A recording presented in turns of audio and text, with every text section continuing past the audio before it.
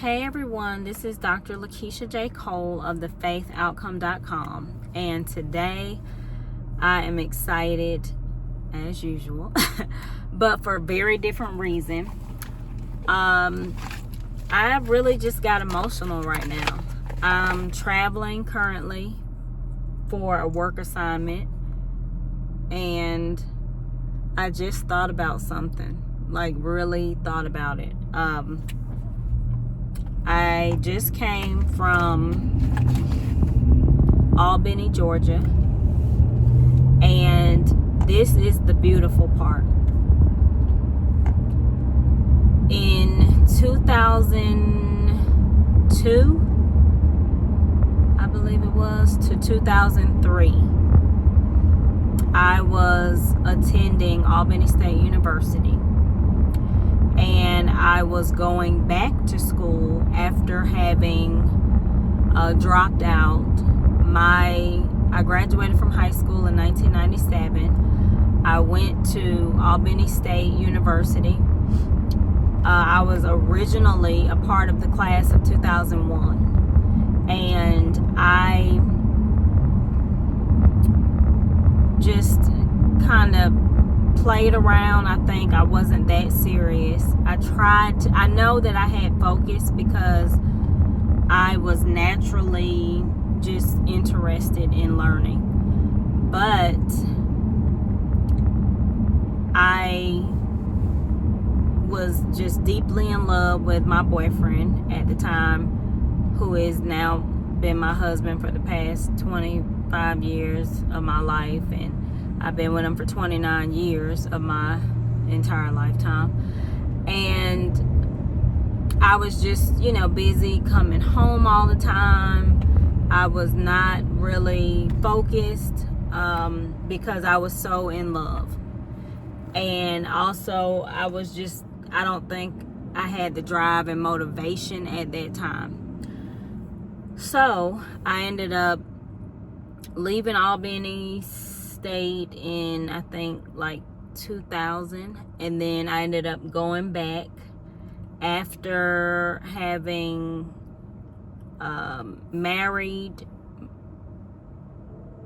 getting married, giving birth to our first child, and then staying home with my baby for a few months. And then I'm going to tell you the story. I think it's in one of my books, but I was sitting on the bed studying anatomy and physiology at home and rocking my baby, who was laying on my lap. And I remember I was sitting patting his back, and I remember it like yesterday. I said, I got to do something with my life, because I'm sitting here studying and nobody's making me study. I'm studying because I want to. And I have this baby here, and I want my baby to be able to look at me as an individual and feel that I inspired him and that I'm inspirational to him. Oh, see, that ain't nothing but the devil. And so what ended up happening was I was motivated. I went back to school, back to Albany State. I wanted to go. I could have went to any school, but I went back to Albany State University because I just felt comfortable with that school. I was commuting at the time. I was driving a 1988 BMW that my father-in-law gifted my husband and I for our wedding. And I didn't have any air conditioning in that vehicle. I remembered commuting back and forth to Albany. I guess from parking lot to my driveway, it was totally 2 hours. It was like an hour and 30-minute drive, but total time was like 2 hours. And I was doing this several days during the week, going to school. My classes started at 8. I think my last class ended up at 12 or something like that, 1 o'clock. And I just remember while I was commuting, I used to dream. I was dreaming and imagining during that drive. And I would just think about being successful. I thought about being successful. I ended up working part-time for the local hospital as a nursing assistant. During that time, I think I was making $7.53 an hour. And I loved the team that I worked with. I loved what I was doing. And at the time, my major when I first went to college, when I first enrolled, it was nursing. Then when I went back commuting, like this time that I'm talking about, I changed it to biology and a minor in Spanish because I got a job at the local hospital and I started working as a nursing assistant, and I realized that I wanted to be, at that time I thought I wanted to be a nurse practitioner. And then I changed that later on to thinking, no, I want to be a physician. And then after that, I was still just, I was going to work. I was telling people at school, I was going to be a doctor and all of this stuff. I remember saying that. And I remember thinking it. I didn't know exactly what I was going to do, but I knew I was going to be successful. I was real confident that I was going to be successful. And I remembered we had clinicals in class, and we had to have a stethoscope. And I had this expensive, I think it was called a Cardiology 3 at the time. It was like really expensive. I want to say the price for it back then, I don't know, but I think I paid like $200 for my stethoscope back then, and that was in the early 2002, and I ended up getting pregnant with our second son, and I remembered I was still commuting.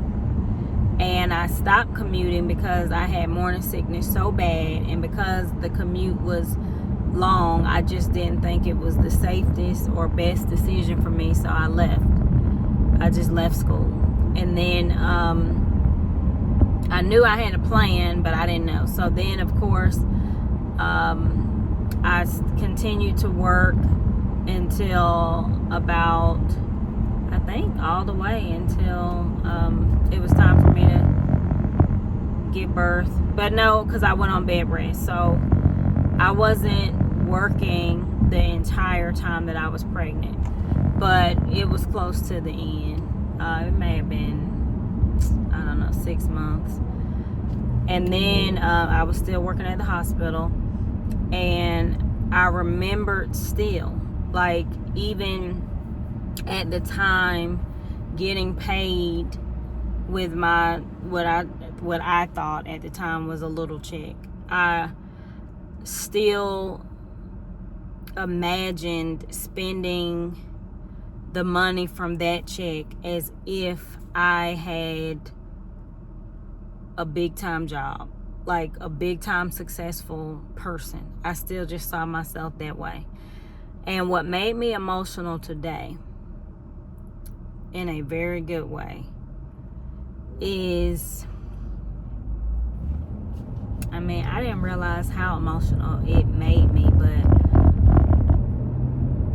I became that professional. I totally exceeded what I was even dreaming then. I really did it compared to how I was thinking during that time. I'm looking at that young girl, that young mom, that young wife, and I'm telling you, I know how I was thinking because it was me.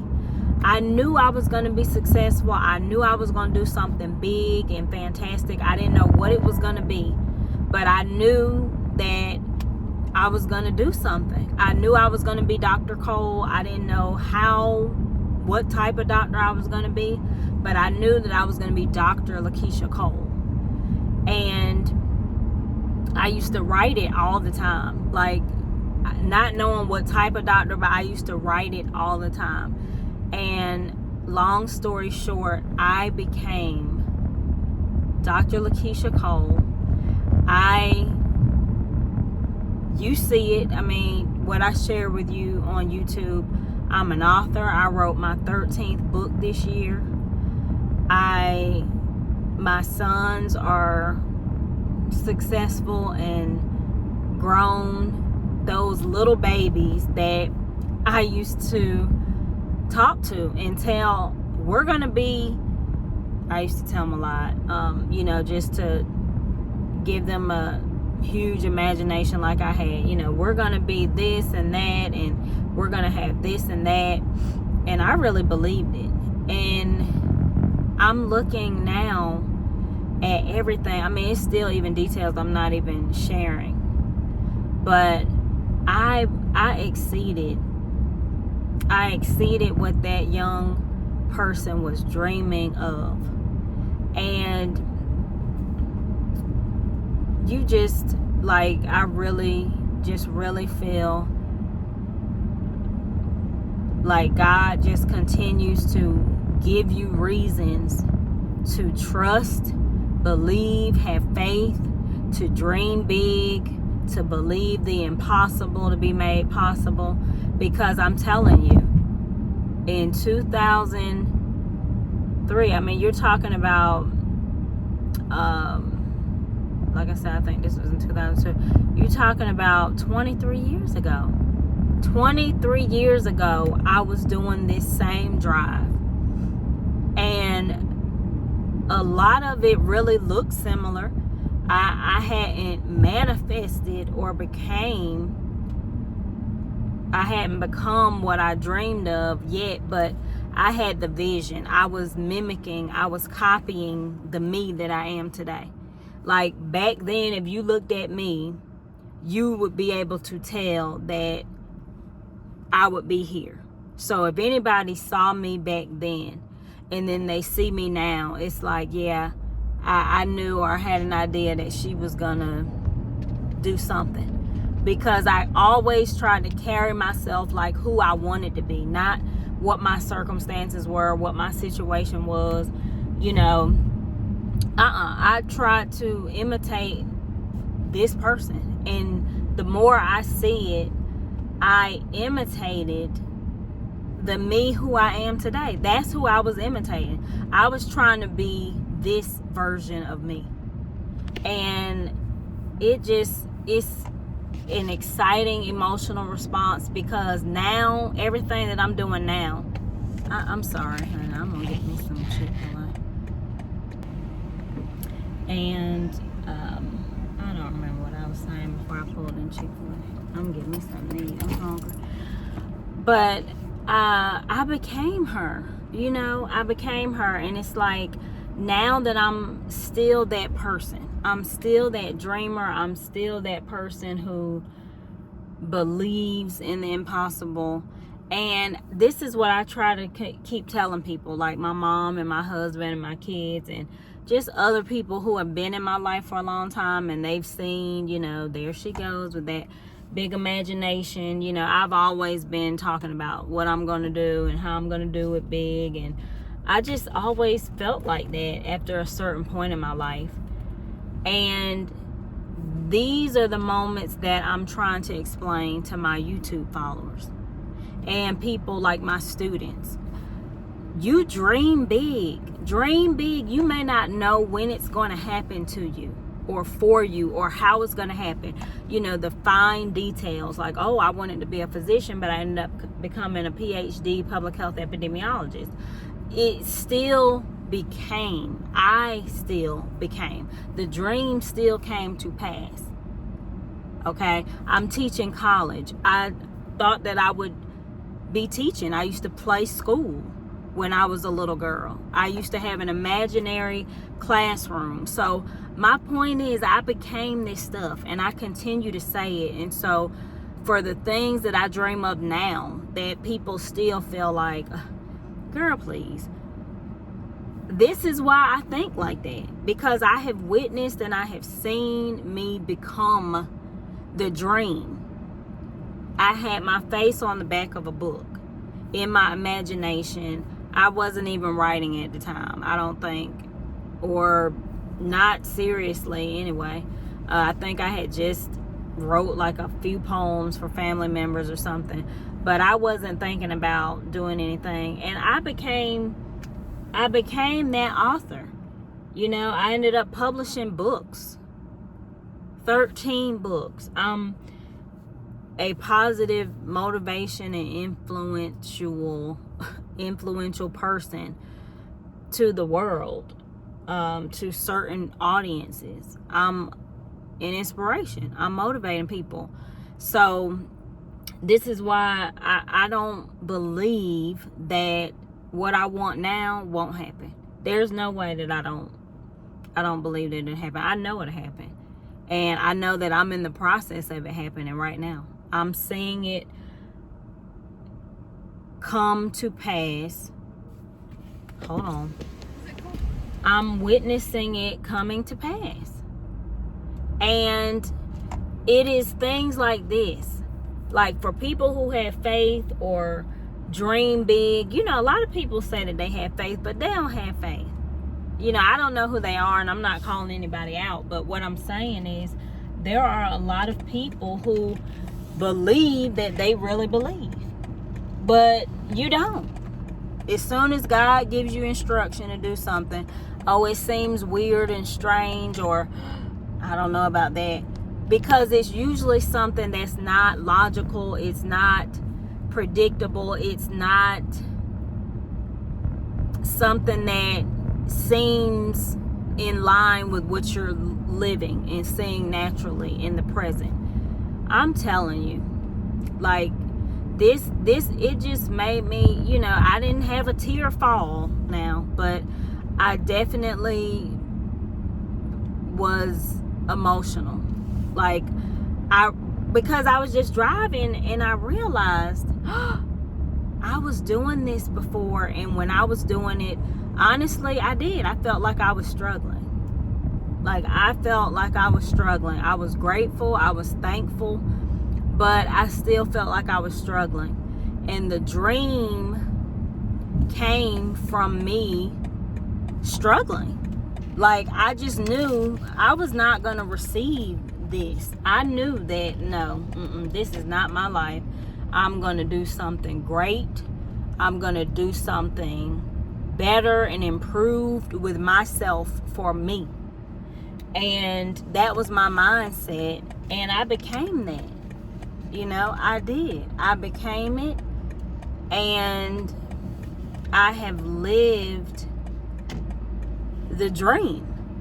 The dream isn't over, and it's still evolving, but I really just try to share this and become inspirational to people, because people need to know what it looks like to dream. It doesn't always seem like things are going in the right direction. That's normal. For when you become the dream, whatever the dream is in your life, when you become the dream, you look like you are struggling. You look like you are having a hard time. You look like you are just never gonna make it. Sometimes that's what normal dreamers go through. It doesn't look like success. It looks like you're struggling. It looks like you're just having a hard time. And a lot of times you speak that because that's what you're saying. And you say those sayings, I can't win for losing. I can't this and that. You quote things that you believe you're experiencing. But I'm here to tell you, whoever needs to hear it, that becoming the dream in your life doesn't always look fantastic. It doesn't always look like success. You may be in the process of doing something that it looks like you can't even afford. Why would anybody help you? Why would anybody give you a chance? You can't do this. That's normal. That's what it looks like when you're becoming the dream. That's what it looks like when things in your life are coming to pass. Things that you've prayed about, things that you've asked the universe for, things that you put out positive energy for to change in your life. That is what it looks like. It looks and appears to yourself, to other people, that you're just playing games. You're wasting people's time. That's what it looks like. But I am a living witness today.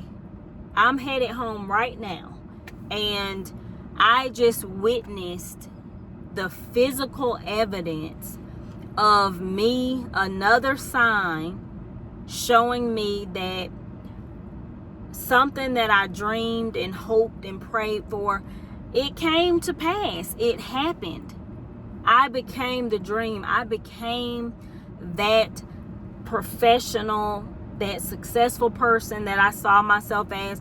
Now when I go places and meet people and different things, like I had to give myself flowers, because now there are people that I meet who they're inspired by me. And it felt weird to me in the very beginning, because it was just like, you dream it.